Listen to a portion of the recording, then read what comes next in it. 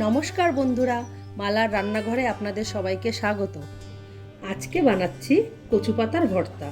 বাগান থেকে কচু পাতা তুলে এনেছি, ভালো করে ধুয়ে পরিষ্কার করে নিয়েছি। এবার কেটে নেব।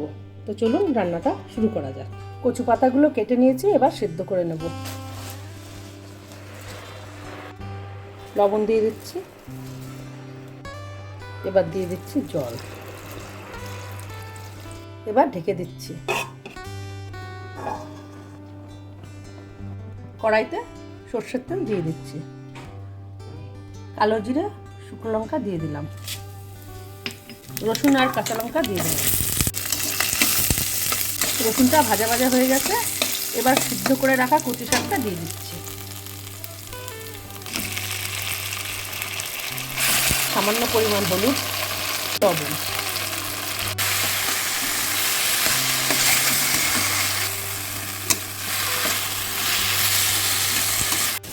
কচু শাকটা ভাজা ভাজা হয়ে গেছে, এবার পেস্ট করে নেব।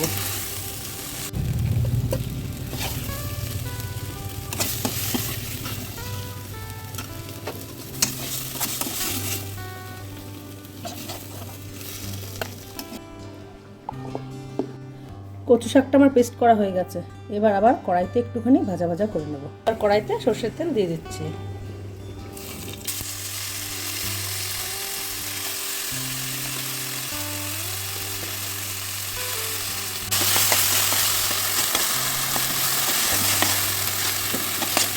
কচু পাতার ভর্তাটা রান্না হয়ে গেছে, এবার নামিয়ে নেব।